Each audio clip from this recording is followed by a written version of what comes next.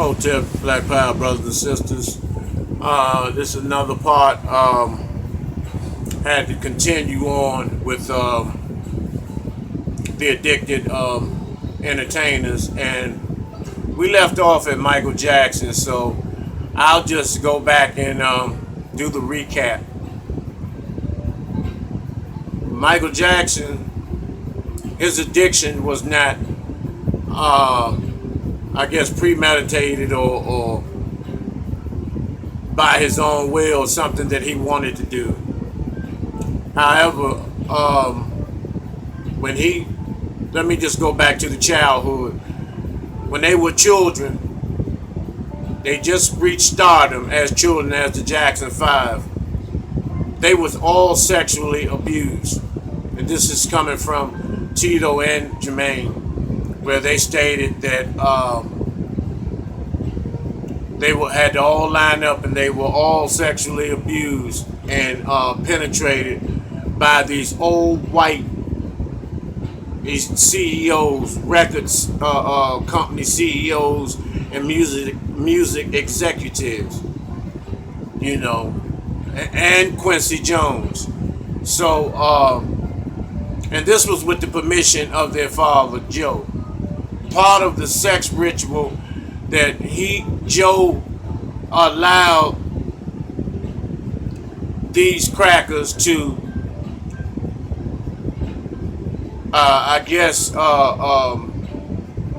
trick him into thinking that this had to be done in order for their music careers to catapult even further. And so they were all traumatized as children. Now, when Mike wasn't bleaching his skin. I'm not gonna say he never bleached it, but he wasn't into bleaching his skin because he had the vitiligo. And for those who don't know what that is, that's when you lose your melanin, your melanin in your skin. You no longer have the dark melanin. You have the features. Your skin becomes whitish, chalkish, pale-looking skin. And so he a lot of cosmetic makeup, tons of makeup, and having his lips tattooed red, which I don't know why, but he literally became a white woman in feature-wise because he went under the knife based on the fact that his father told him his nose was too big. He was always teased about that. And so he went under the knife, and apparently he must caught an addiction to the knife because he kept on chipping away till he literally didn't have a nose.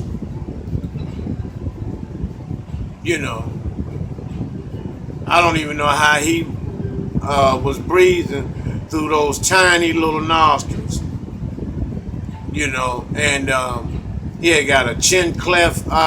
He took on the appearance of a white woman, and people thought he was gay. People took on the impression. People took on the impression that he was, gay, and he was a whole lot of stuff about the Elephant Man, and that he was sleeping in some type of chamber, and a whole lot of accusations that these Europeans, these devils put out on Mike because Mike owned Sony. He owned a lot of white people, which is unheard of in the entertainment and the music business. That a black man owning whites, in which he bought the Beatles catalog. And that's how him and Paul McCartney fell out, because they did a few music videos and songs together, but then when Mike bought the Beatles catalog and Paul wanted to buy it back. Mike refused, so they fell out behind that, And so Tommy Mottola and Sony, which he owned half of Sony, the Sony catalog, which has hundreds of artists, new and old, and worth billions of dollars, billions. But how he got addicted, let's go back to that. In '84, when he introduced the moonwalk on the Motown 25 in '84, he became overnight sensation. That was his amazing comeback. Even though he didn't invent the moonwalk, Jeffrey Daniels from the group Shalimar taught Mike the moonwalk. He was the original moonwalk. Jeffrey Daniels with the group Shalimar with Howard Hewitt and Jody Watley. And so, but Mike personified it and perfected it, so everyone was looking at Mike. And when he done the Pepsi commercial, the pyrotechnics fell in his head and it burnt a hole in his scalp. So Mike began to take painkillers, not knowing the dangers of taking prescription medication, specifically painkillers. OxyContin, Percocets, Vicodin, Darvon, all of those dangerous opiate pills. Mike was green to that.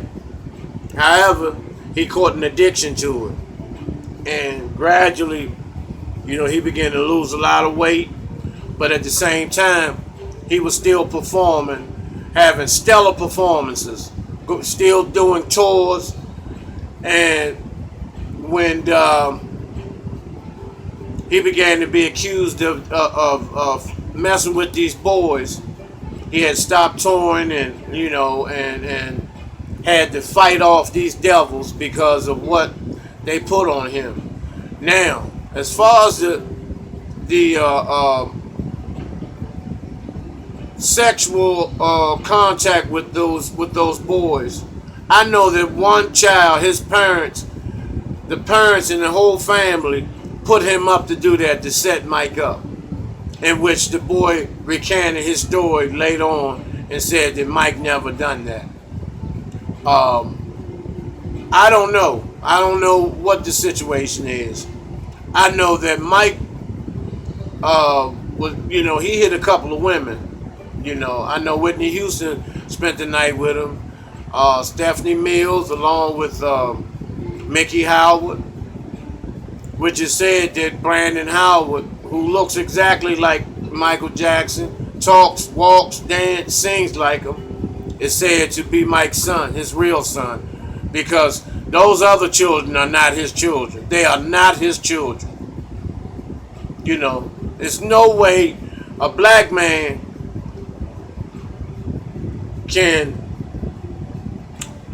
impregnate a white woman and then the children come out 100% white. That's impossible. That's impossible. So, that was a big lie and a big scandal, and it still exists today. And where, the self-hatred that Mike had with himself, it was a lot, he could have adopted, some black children. So that's something that I hold against Mike. Nevertheless, he was murdered. He had begun the pain pills went to propofol. But Mike wasn't murdered by an overdose of drugs. Mike was beaten to death by Sony executives. The goons from Sony, Tommy Mottola, sent these guinea goons to beat Mike to death. They found the bloody shirt. The bloody shirt was found. If you look at the autopsy photo, which I'll show you on his born day, that he was beaten. He was beaten mercifully. Nevertheless, Conrad Murray had to take the charge. Now, have you ever heard of a doctor, high-profile doctor, being accused of medically manslaughtering one of the greatest entertainers ever, and then you go to the county jail? You can't have any visits or phone calls or anything. It doesn't make sense. But what does make sense is when they told Conrad Murray, if he told the truth, that his family would be annihilated. And so he went on and bit the bullet and took that charge. The whole courtroom setup was just, it was drama. It was choreographed. You know, everything, everybody was coerced. Everybody had lines to use, and this is what happened with that trial. The only one that didn't know what was going on was Mike. And it cost him millions of dollars to, get those charges dropped. However, that's what happened to Michael Jackson.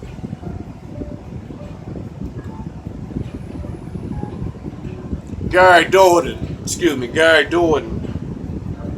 who y'all know, you may know him as Ward Brown on CSI, who had a opiate addiction as well, which led Gary to have a few run-ins with law enforcement. He was arrested a few times, and some addictions, some people, some of us, our addictions carry us to the very edge of the cliff. And Gary Doherty is one of them. He was really, really bad off. He really needed some help. And so what they did on the CSI show, because he had a hell of a career ahead of him if he had it cleaned up. However, he did a phenomenal job, still while under the influence. He did a phenomenal job when he portrayed George Jackson. That movie was phenomenal. He really portrayed George Jackson. And he really got into Brother George, that comrade. But nevertheless, his addiction just kind of destroyed him in a lot of ways. So what they did, the CSI kind of let him go. When they let him go, they had a scene where he was shot and died on the show. And hopefully the brother has made some adjustments in his life where he can overcome opioid addiction, because that's it's a hell of a beast today.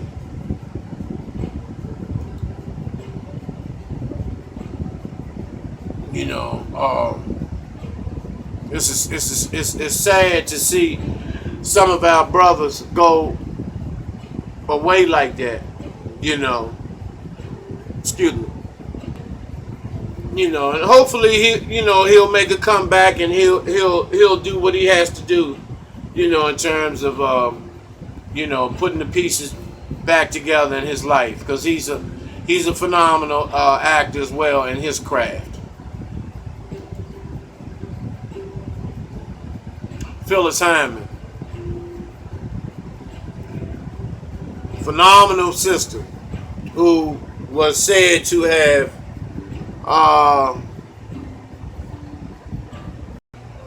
she was a phenomenal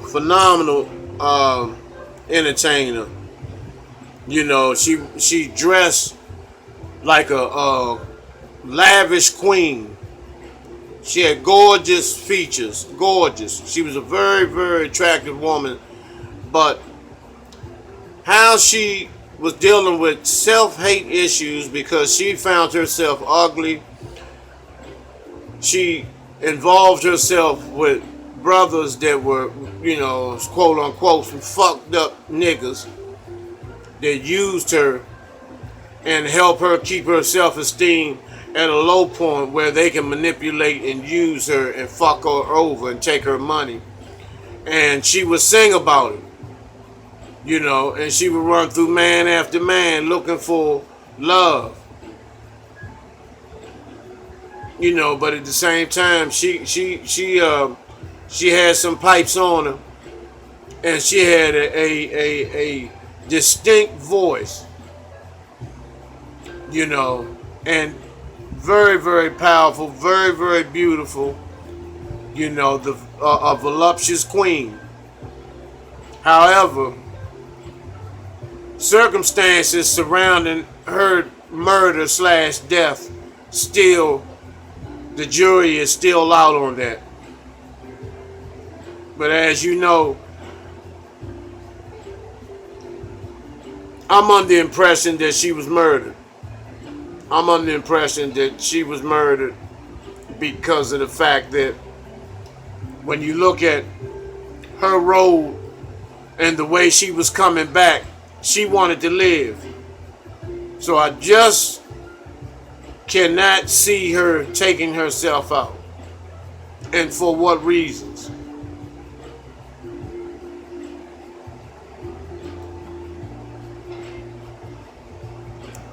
Whitney Houston. Everybody knows Whitney.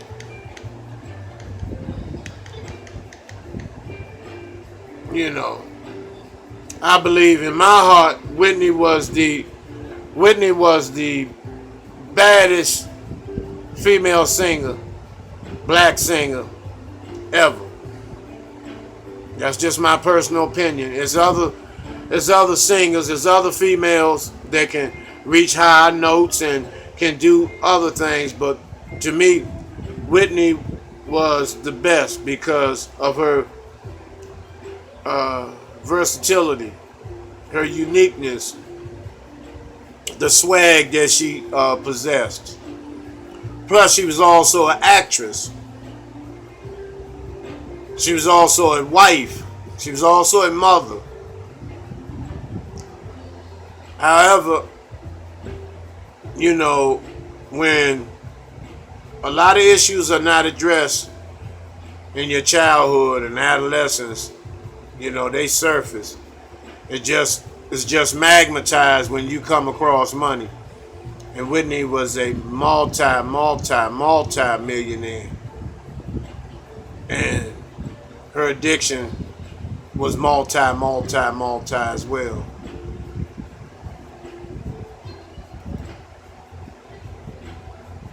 I mean, she could just blow. In her early years, especially, she was fantastic. And what happened was Clive Davis, the devil, wanted Whitney to be a certain way. And what they did was, when she and Bobby Brown linked up, Clive Davis and other white executives did not want Whitney with Bobby Brown. So what they did was they attempted to destroy Bobby Brown. Constantly sending him to jail, hoping that somehow he might take his own life or someone will take him out. Because they wanted Whitney to be the black, white Barbie doll. And that didn't happen. Whitney was from the hood. A lot of people don't know that. She was from Newark. And, she was a roughneck. But at the same time, she knew how to conduct herself like a woman. Based on her parents, her upbringing. She had two powerful parents. In which, Whitney, her father passed, and that really took Whitney through a loop. and her addiction escalated. And everybody thought that Bobby was responsible for turning Whitney on to the cocaine and the crack, but it was the other way around. Whitney turned Bobby on. And so Bobby, being the man that he is, took all that criticism and hatred from people, blaming him for Whitney's addiction. And finally, she ended up being murdered in a hotel room the night before the award show. Clive Davis still held the awards while Whitney was on the floor in the hotel room dead. He instructed the coroners and the medical examiners to leave the body on the floor until after the Grammys, I guess it was the Grammys, I believe, was over with, in which they performed a ritual with Nicki Minaj performing the ritual ceremony of Whitney ascending. And it wasn't no coincidence that it was Queen Elizabeth's birthday as well. Whitney's middle name is Elizabeth. So the Ascension and Born Day taking place was, that was a ritual. That was a complete ritual. And Whitney was dynamic system. And as well, she was beautiful as well. And, and what happened, they had to get rid of everybody. They had to get rid of Bobby Christina too, because she knew what Whitney was dealing with. She was down with the rituals and whatever. And so they had to get rid of Bobby Christina too before she snapped out of her addiction and woke up and told and revealed the true reasons and culprits involved in Whitney's passing. Involved in Whitney's murder. So, brothers and sisters, do the research. You'll come up with the same conclusions I came up with if you do the proper research. Rick James, phenomenal, multi-talented. As a matter of fact, a lot of people may not know he played in the movie with Martin Lawrence and Eddie Murphy as Life. In Life, he was Spanky, the one that dunked Martin into the water on the boat docks. However, Rick was just out there. He was a rock star, and that's what rock stars do. And as a result of that, he cleaned himself up, later on in life. He had a couple of years clean, I believe, before he made his ascension. And what I was told that he had a relapse, and that put him in a coma, and he had a stroke. So I found that to be true as well. But Rick James was phenomenal. Brought his own style. He had his own swag, his own particular way of doing things. Very, very smart, very highly intelligent. And he's responsible for a lot of mega hits. And people, the rappers sample his music constantly. So we give honor to Rick James. Nina Simone, who was an alcoholic, but was to me, she was a prophetess. Very, very spiritual, but very, very conscious. And she was a black liberator. She grew up being hated and being teased about her full lips and her dark skin, but she managed to overcome that. But it was just the alcohol took Nina Simone out. However, she made some phenomenal hits. And for you young people that are watching this, look up Nina Simone and look at and listen to some of her music. You'll be astonished. Mississippi Goddamn. She was one of the first ones to say "goddamn" on a record that played over the airways. And she was talking about the lynchings and hanging. She did one on Dr. King. The king is dead. And very, very powerful queen. And as a result of her alcoholism, she made her ascension in 2003. But one thing I didn't like about Nina Simone, was, she got her swirl on because she had a taste for white men. She had a taste for the devil. And that was my only beef with Sister Nina.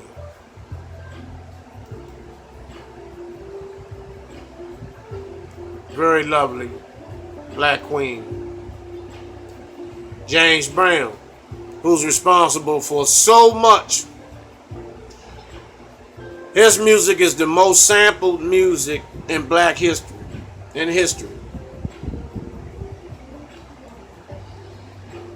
However, he had his troubles too. James Brown was doing a bunch of different drugs, but ended up having a love for PCP, which in DC they call it love boat dippers, water, or whatever.